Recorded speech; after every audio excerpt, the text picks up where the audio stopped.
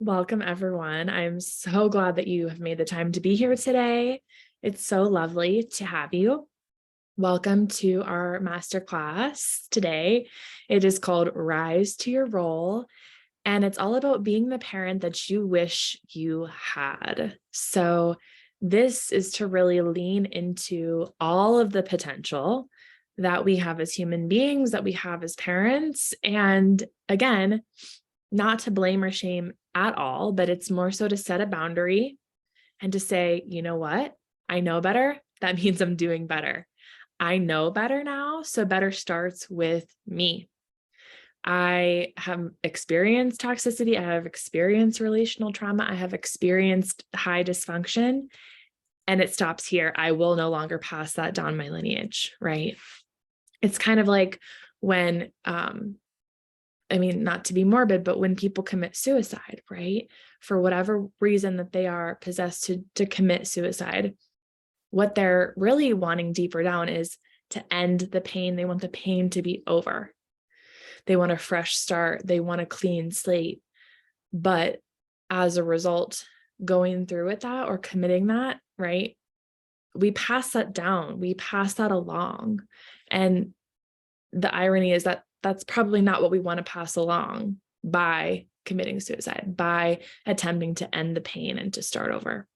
So remembering that it's really, really powerful to make choices for not only your future, but your past versions of self and for the generations to come. So it's not to say that there is a lot of pressure on you, but it's to say that you have a lot of potential and a lot of power to change the narrative, to change the direction of where you want to go, and to honor that. So like anything else, I am a really big proponent for following your own unique path. So something as intimate as parenting, I'm here to be a guiding force, but that is your decision making, right? So the same way with like lifestyle or eating habits, like anything to do with your personal life is such an intimate decision that whatever I share today is all up to you, right? Some things may ring true, other things you may hear me share and say, not for me. And that's full permission to take what you need, leave the rest. If nothing resonates, I hope that if you can remember one thing, to stay in your power and to move forward, even if you don't know what that looks like yet, but just to stay true to you. If that's the one thing that you take away, then I hope that that provides and brings value to you today. So welcome and thank you so much for being here. And I can't wait to share. So I've put together a couple of things. And as you know, today is all about rising to your role. And it's not to say that you have to reach for these great heights, but what it is to say is that you're clicking into this next level version. The decisions that you make today are affecting your tomorrow. So how can we bridge that gap with the messages and the whispers that are coming through to you from your future self that are going to influence you today, just like the children you are raising and the kids that you are bringing into this world, just so that as well for them, that they get to know that what they're doing today, what they're exploring today, how they're meeting their edges today is going to shape the potential for their tomorrow. So as kids are meant to be little ping pong balls or pinball balls, I guess you could say, just in the sense where they are meant to bump up against their edges, right? And as loving leaders, as parents who are rising into their role, you are there to hold the boundary after you've set the boundary that may or may not change depending on the day, the situation, the tolerance, the temperament. You're there to set the boundary, hold the boundary, and give those reminders that the boundary is, yes, indeed, still in place. Because their job is to test the boundary, come to the edge of the boundary, and see if it's still in place, right? That is their job. So while some parents kind of do parenting on autopilot where they become irritated or they become upset, Or they may say things, and maybe this is what you've heard your parents say, right? They're pushing my buttons, or that was a big one I think I heard growing up. Really though, what's actually happening is that they're a new soul coming into this reality, learning. They're literally learning. They're not here to push your buttons. If that is how you are perceiving it, though, another reframe I can offer for you is that they are actually your mirror. So if you're someone that feels as though their child pushes their buttons, a way that you could reframe that instead of saying it that way is to say, oh, my child's showing me when they hold up the mirror, by the way, they are my mirror. So they're showing me ways that I have not yet integrated my wholeness, my fullness, or ways that I have not fully accepted me in my fullest. Does that make sense? Let me know if that makes sense in the chat. Okay. Yeah, you're following. Oh, good. So glad. Awesome. So being a parent is a big role to fill. No wonder it's all unconscious, because we don't know what we're signing up for. A lot of times parents will say, my child did not come with a parenting manual. And while this is true, because every child is so different, yes, they did not come with a parenting manual. However, there are ways to take care of yourself so that when you show up in relationship to your children, you have greater ease, you have greater understanding, you have a deeper set of communication skills that's going to allow you to stay curious rather than to be closed-minded or to have a fixed mind about how your children can actually teach you as well. So a lot of parenting has to do with clearing out the old. It's a complete identity shift. So while you are grieving the life you used to have, you're completely like doing a 180 into a whole different direction that's kind of requiring you to leave parts of yourself behind as you step into truer versions of yourself, as you deeply embody what you want to put forward into the world, right? Who do you want to raise, right? How do you want to raise this beautiful being that you have created and have co-created with, and are nurturing and fostering an ideal environment for their well-being, to support them in whoever they become and to support them in who they're meant to be?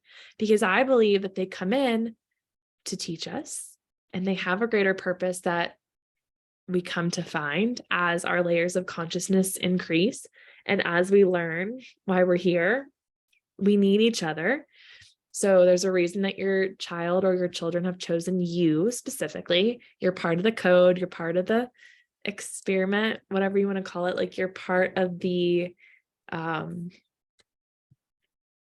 puzzle, you're equal parts, and everybody is needed. And I will say, with the old paradigm of parenting of, having power and control, right now, with the new paradigm, we're kind of stepping more into this willingness to accept change and this willingness to lean into the new, because that's kind of what propels us to continue to shed those layers of the unconscious. So if this is something that you're interested in, if this is something that you're excited about, put a 1 in the chat. And if you have any questions, I want them to be in the question box so that they're all in one place. Sound good? Cool. Awesome. Well, I'm so excited that you took the time today to be here. And let me just take us on a journey. All right. So personally, my parents did not have the tools other than fear tactics to get me to stay small, stay quiet, stay in line, obey, be compliant, be obedient, be well-behaved. They prided themselves. They were very proud to receive feedback that said, your children are really well-behaved.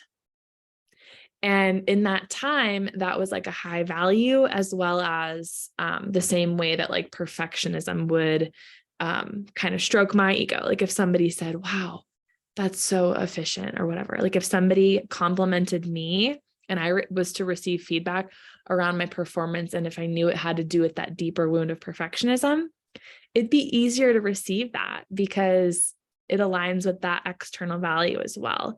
So whenever my parents received that compliment of, wow, your children are so well behaved, that was something that they definitely took not to heart, but it did strike their ego, because that was what they were going for. That was what the standard of the external kind of demanded. And because they saw themselves meeting that standard, to them, they thought that was successful. And so there's nothing wrong with that. They were doing the best that they could with the trauma that they had.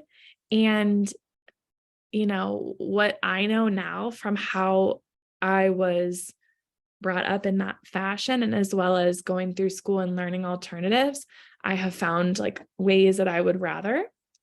But knowing that the times were different and knowing that there were stereotypes and stigmas around therapy, like I never went to therapy as a kid, even though in today's day, I see a lot of value in it. And I could see how, as a child, I would have really benefited from having the ability to be seen and heard in a therapeutic setting. So again, it was just a time of the times.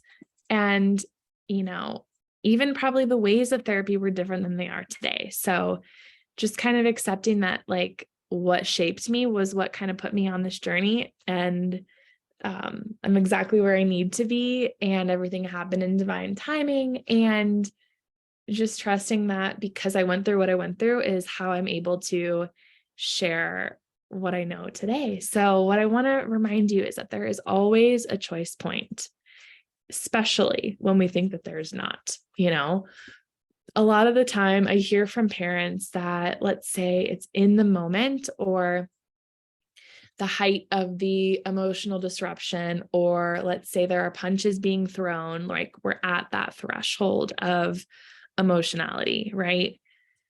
And what I like to help parents with as I work with them is we get to actually detect and find out all of those steps along the way that we might have missed, that might have been misattuned in the past, or that we just haven't learned how to attune with, so that we can address those needs of being seen and heard and connection. We can really tackle those needs, provide that nourishment of what those needs are requiring from us before they get to the last straw, for example, before they get to this breaking point, before emotions have to get so big for us to then come to meet them. So there's always a choice point, you know, there's always going to be, after an emotional upset or an emotional event, there's going to be a response. Internally, your nervous system is going to have some sort of instinctual reaction or a threat response, right? There's going to be some activity going on in your central channel that travels up and down your nervous system. So keep in mind that when you have that type of reaction, that is inherent. And when you have that type of like if it rings true to you, like if let's say one parent, you know, has a big surge in their nervous system and then the other parent is able to remain calm, what that indicates is that those are the ways that you still have those areas to excavate. So when I say that there's always a choice point, there is always a moment of breath that we can take before we explode, right? Even if what our children are showing us are explosive tendencies, right? Not to blame yourself, not to say, oh, I know where they got it, but to know that because you have a choice point, you have the power to choose something different. So that is something that I also coach parents on and give them examples of, so that when we learn how to attune to our kids all along the way, it's not that we have to show up every second, every way, but it's to show up with that precision, and it's to show up with that intentionality.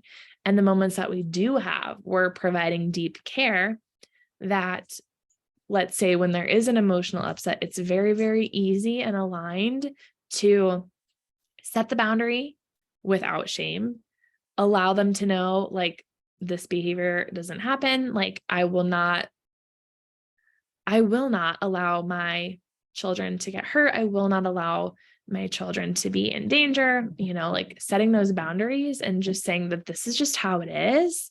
I will not watch, that happen. I can see that there is a need for explosiveness. I can see that there is like an eruption that needs to happen. How can we make that still happen and still meet that need, but like without hurting our siblings or without,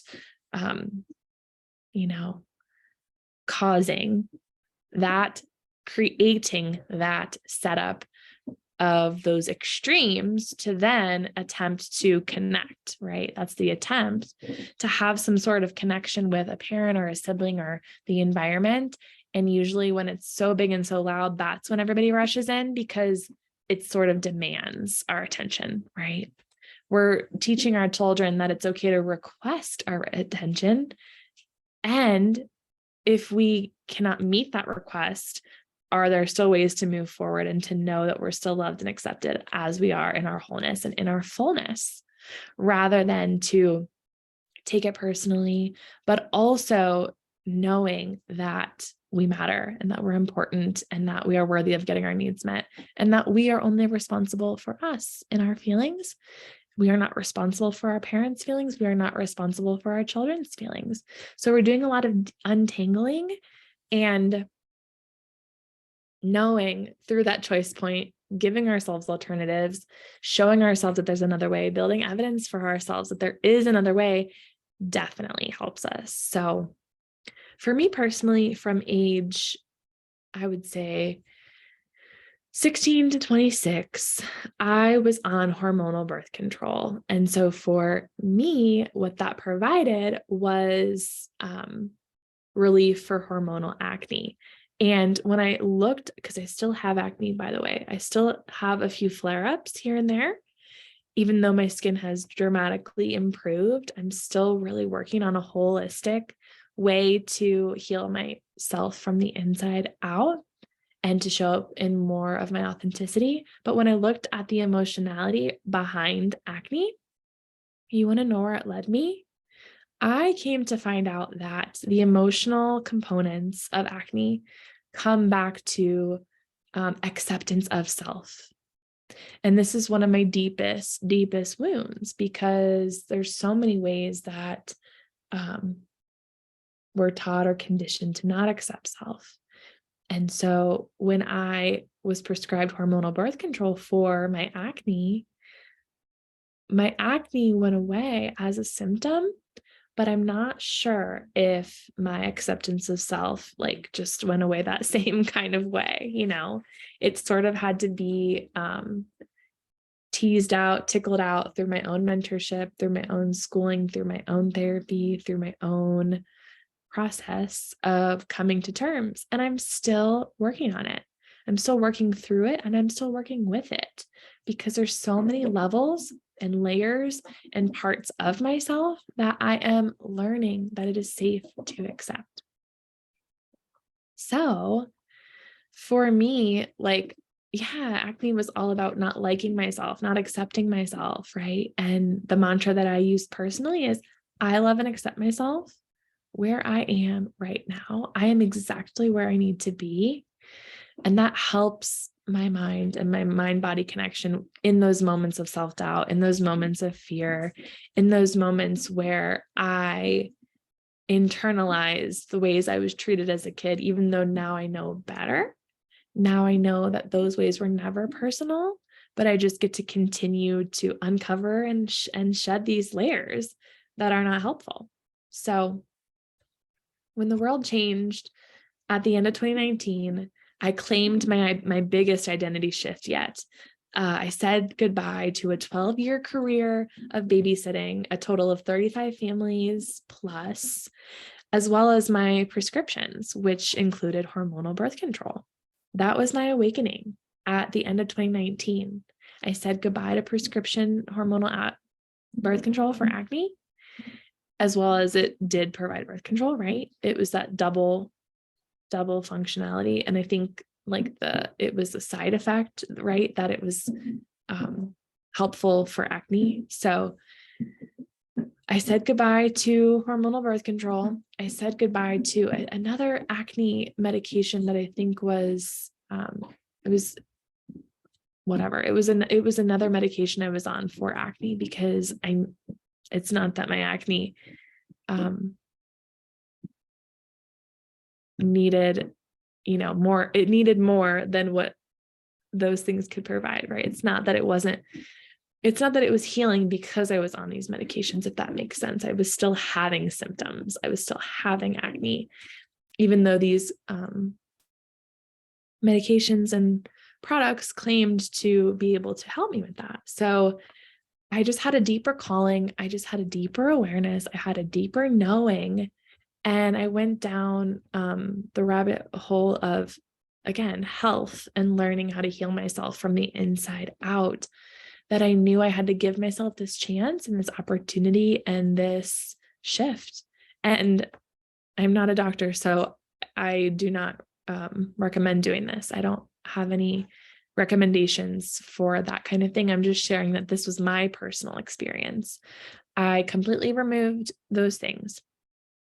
And so it's taken me about 3 years. It's been about 3 years from December 21st, the winter solstice of 2019.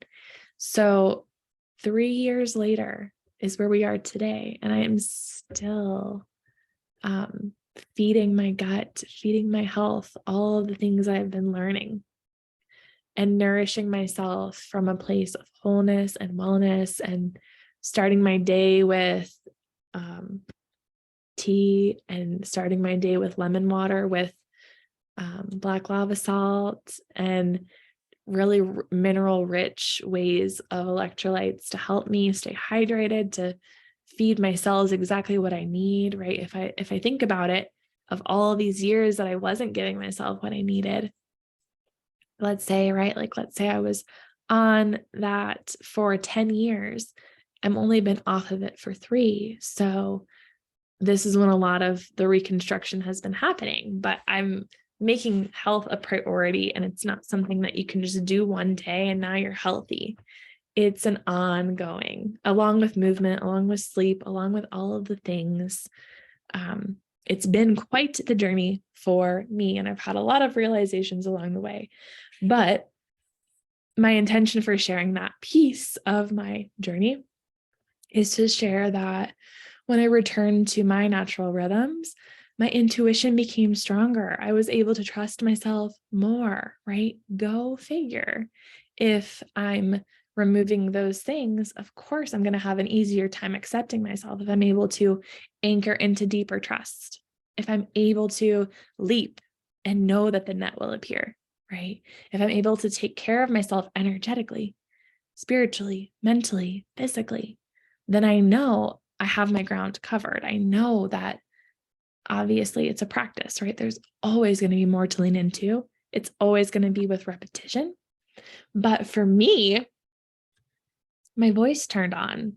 My boundaries became unshakable. Like, my willingness to say no for things that were not aligned came online with practice in these last 3 years. So I'm really proud of myself for that.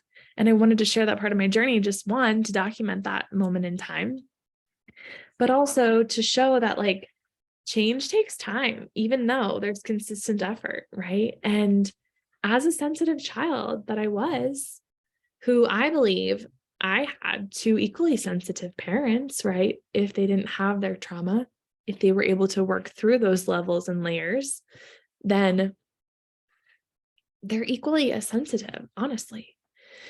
And I experienced them treating me the ways that they had been treated, right? So the goal here is that as parents, we take care of ourselves so that we don't put our stuff onto our kids. Our stuff doesn't have to be a part of our kids' process. And that is revolutionary. It doesn't have to be a part of our kids' process. It's not something that was required to pass along. We've been passing it along unconsciously. And now, with us, with our willingness, we get to say, we get to claim, we get to consciously state, this ends. This pattern, this toxicity, this dysfunction, this ends here. I will not pass that pattern along. Anytime that this pattern comes up, I notice it. I don't judge myself because I know it's like in there. I notice it. I name it. I choose a pattern interruption. I choose to disrupt the pattern. I choose an alternative behavior. I choose an alternative way.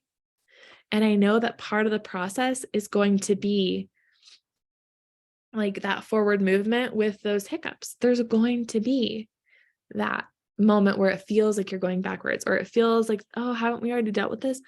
Well, we're untangling it. We're ironing it out. I'm ironing it out. Yeah, we're ironing it out.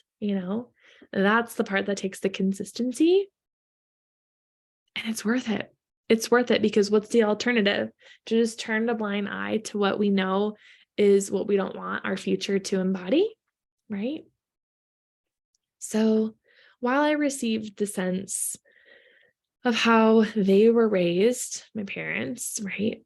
It was a very dysfunctional attempt at sustainable long-term deep connection because all I wanted was a parent-child relationship based on trust, truth, expression, and courage.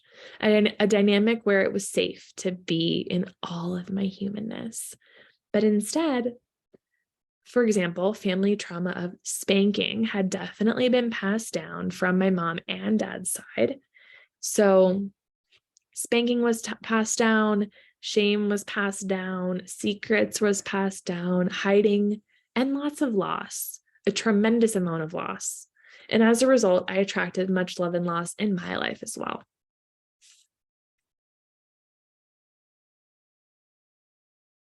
What? So I went to school for clinical mental health counseling, and I studied the mindfulness-based transpersonal counseling because I wanted to see children and families that I work with from a holistic lens, which includes all parts of us: conscious, unconscious, subconscious, all the layers. I opened up my own private practice, Magic Moments Therapy LLC, to show children just how powerful they truly are and to inspire them to access their gifts in a way and in a world where they are finding their values, where they are finding their agency, and where they are discovering what their passions are in this world. Sometimes school doesn't always support that. They don't always support kids finding their own unique passions, right? We need to take the time for that, especially if kids get to be the ones that create it. And there's a brand new way of doing things different, a way that creates balance, where all voices are met, all voices are understood and listened to genuinely. And there is a huge generational shift where we do get to make the alternative choice. Children need this from us. They say through their behaviors, kind of how we discussed at the beginning with boundaries, how far are the limits? Can you hold me? And can you hold strong boundaries as I test the waters? This is what our children are consistently asking us.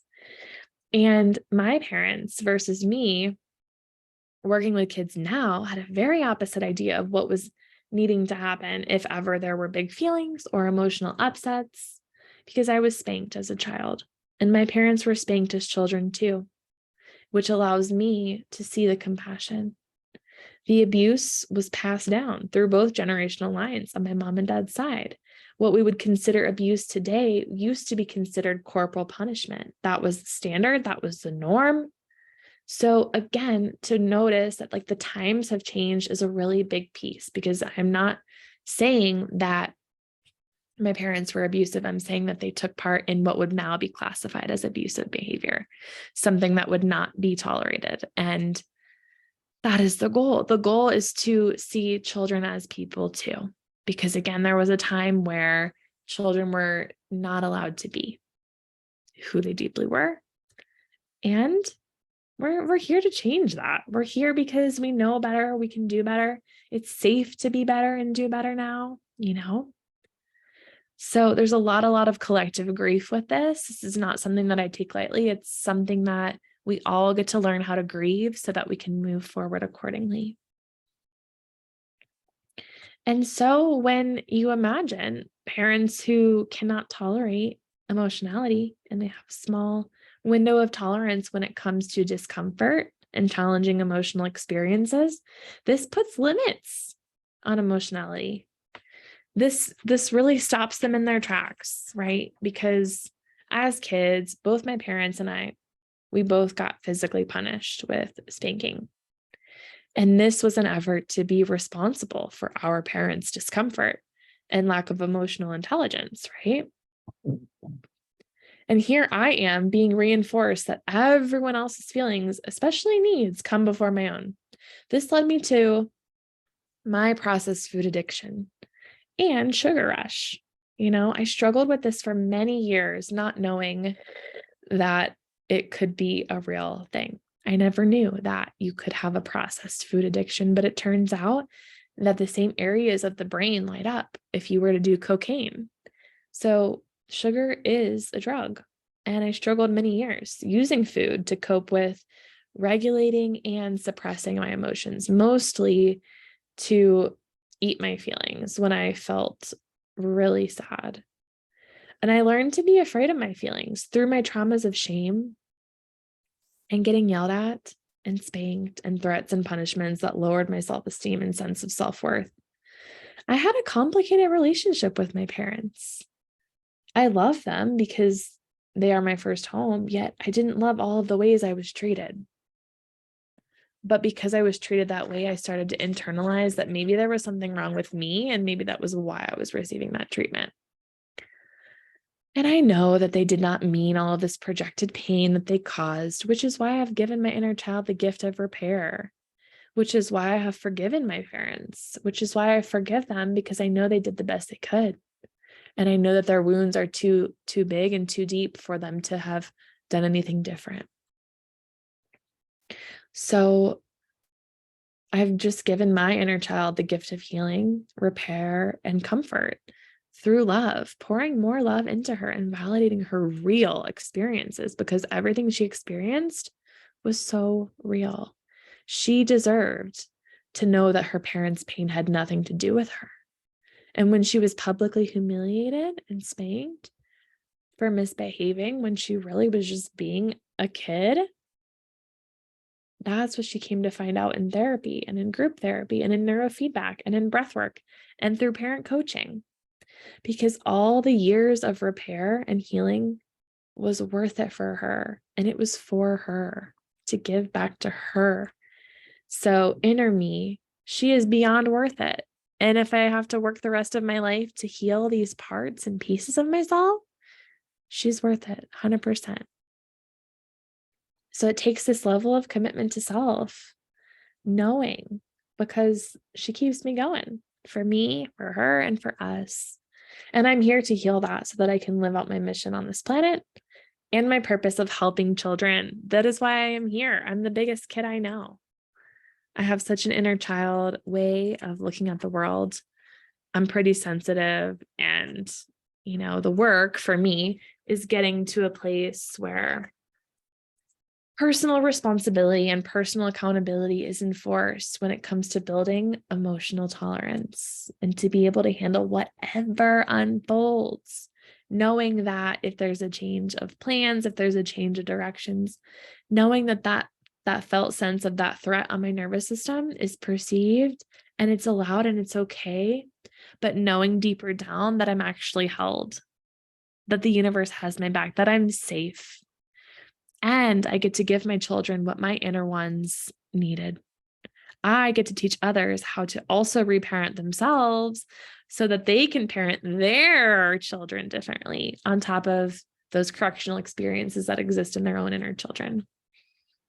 I believe this is the lifetime that we can create this change and create this ripple and become the ripple. This is one of life's greatest gifts, this awareness. We have the time now to intend and to go deep on ourselves.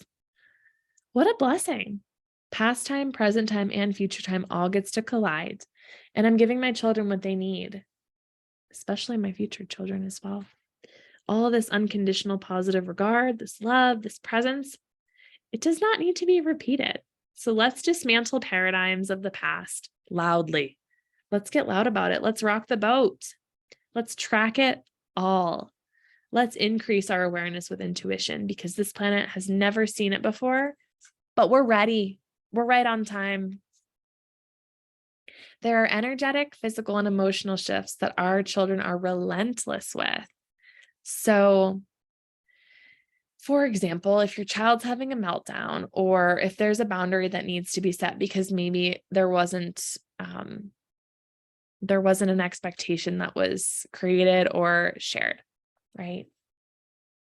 Until we meet our children in the consciousness that they demand we know, our systems get to change with what they are bringing through. So I want you to think about this the next time that you have an encounter with an upset, an emotional upset or a tantrum or some sort of need that's not being met.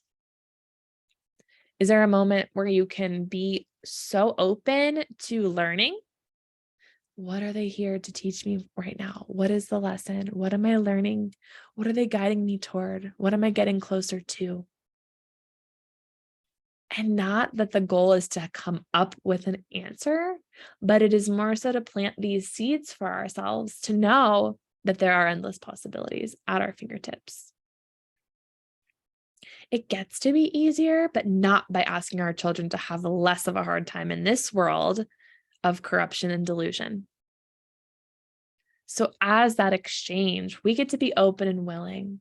And if that means that it takes work for us to learn how to calm our regulation and to be centered in our nervous system, that is worth it to me if that is what it takes, which by the way, it does.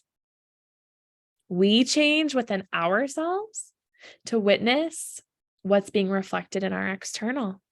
It's so simple from that lens of if we really want to make a change, we have to start with ourselves. Be the change that you wish to see in the world. You can't command what you wish to see in the world. You have to lead the way first. That's only how it's ever been effective. Why? Because actions speak louder than words.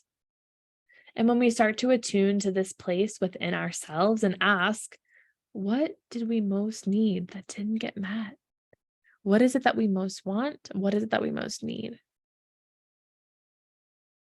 Is it all the time, right? This may correlate with our love languages. What is our love language? Personal touch, personal time,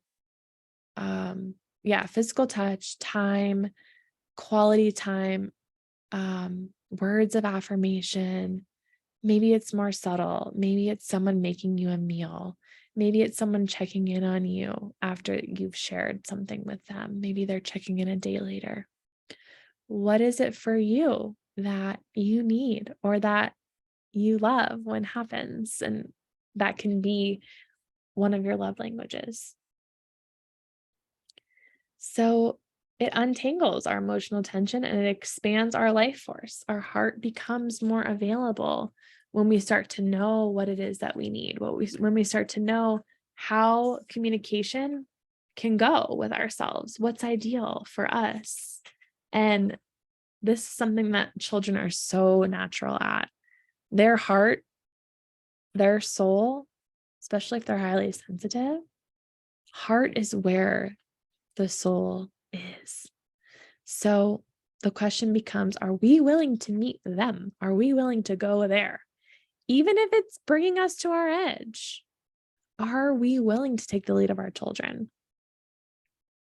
So I'm not going to lie, I carry a fantasy that my own parents will come around to this concept of openness and vulnerability. And while I love them so much, I know that they have their own process. I know that they are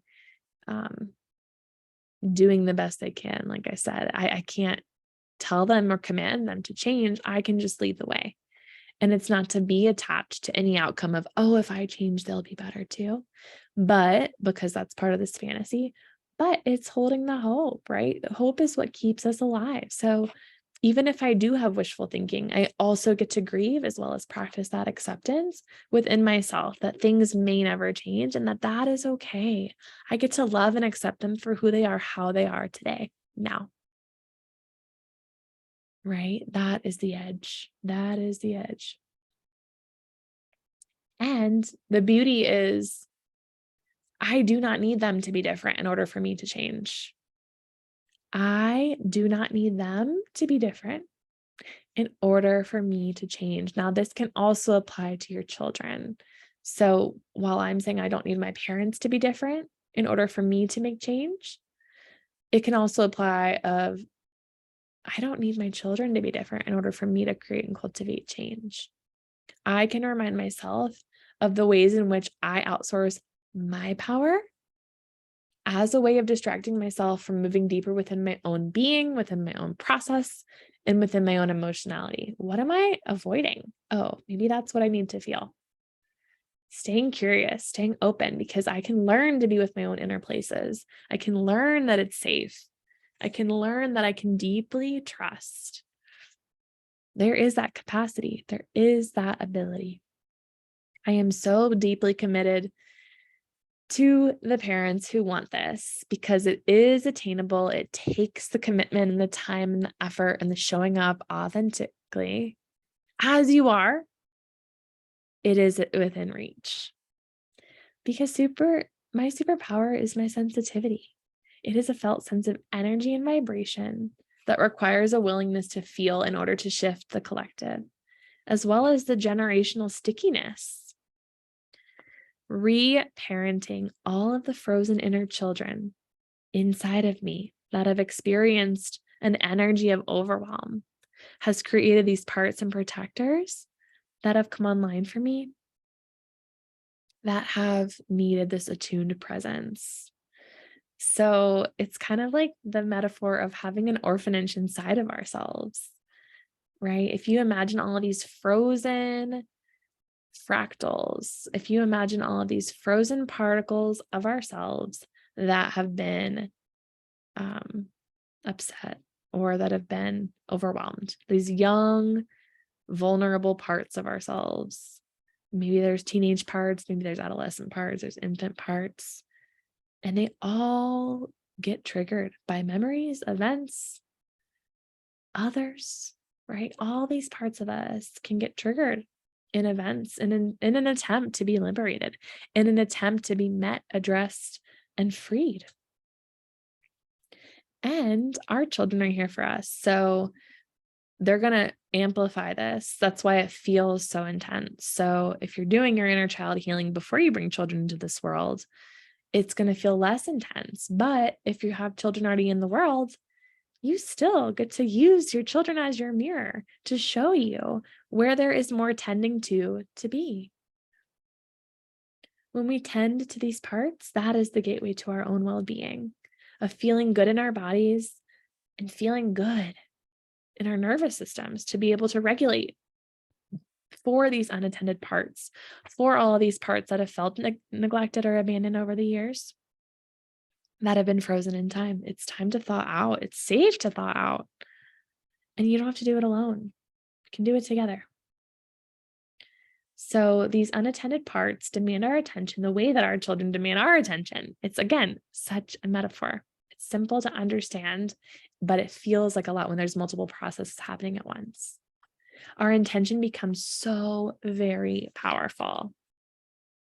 And our goals are to examine who we would be without all of these patterns that were running in the background, all these patterns that create our behaviors.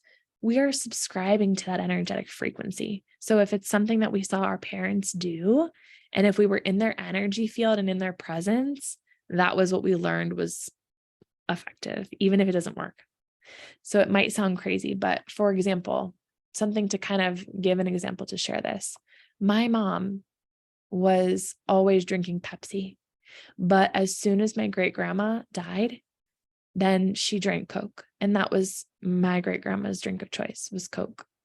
So it's something so subtle and unconscious like that, where there is a frequency that's vibrating. And we subscribe unconsciously to these patterns that are in our environment that we're not really conscious to. And if we don't really think about it, it can just seem like a coincidence, So there's many ways that we can untangle from these patterns if we so choose. Or if we don't want to make that change from those patterns, we can just notice and observe, like, oh, this is what I've subscribed to. I don't have to change it, fix it, make it different. I can just be aware that this is what's happening around me. And parents that work with me, we parent from soul instead of dysregulation. So we adapt to these divine qualities that are very sacred. And when we set our goals with what we want to see and how we want our children to show up and how we want to show up, right? We get to accept that our parents were born into an ignorant world. And we get to love on our kids even more. We get to love on our parents even more. We get to acknowledge the resistance and we get to forgive. Now, again, all of that is easier said than done, but there is a big process of emotionality that's involved, and we can do it. So, remembering that we are loved as we are in all directions, we can practice this love and we can rest into this love. We are supported unconditionally, infinitely by love if we allow that in. And we can keep our human stories of our parents in duality with all of the parts that are within us, as well as the voices that just need to be heard. So I know for me, when I experience numbness, it's because I haven't engaged in that part or with that part for a really long time. And so imagining that these frozen parts are becoming safe to now thaw out, remembering that that is a process. If we take these parts out of the freezer, they're not going to be ready immediately. They have to thaw out. And that takes time and tending and presence and warmth and love. And it, again, is not anything you have to do alone. So when it comes to rising to your role, I know it can feel like a really intense occasion, but you're here for it. You're worthy of it. Otherwise, you wouldn't be here if you've made it this long, this far. You are in the right place, my friends. So I have a special offer for you. I have an 8-week parenting program, and I would love to make that available to you. And if you mention that you heard the offer through the RiSE to Your Role Masterclass, you will receive a special bonus. So give me a shout out. Let me know that that is where you heard about the Badass Parent, 8 weeks parent coaching. If that is where you have heard it from, let me know. And I look forward to working together. I look forward to seeing if we'd be a good fit to work together. I'd love to see how I can support you and your family. And we can move through all of these layers that keep us stuck. We can create freedom within our nervous systems, and we can show up in a whole different way that we never knew possible. Because the greatest fear that parents have is, how am I going to be able to show up differently if that's not the way that was shown up to me? If it's not inherent and it's not integral in my programming, how do I learn another way? And I know that starting something new can be really intimidating and challenging, but I promise you, you will be able to handle it. You will be able to be brave enough to pave a new way. And it all starts with your vulnerability. So the more open you are, your kids are going to be more willing to meet you there as well, which is exactly what you wanted as a kid. So imagine giving your children that gift that you wish you could have given yourself, which you still can. You can still give that to your inner children and the inner parts of you that we thaw out and that we tend to and that we listen to and that we acknowledge. So I wish you well. Thank you so much for tuning in today. This was so much fun. It was a lot. So make sure you take care of yourselves tonight or this evening or this afternoon or wherever you are in the world. Make sure that you stay hydrated and that you're well nourished and that you're getting everything that you need so that you can show up in the best version of you possible. All right, my friends, thank you so much for tuning in and take good care.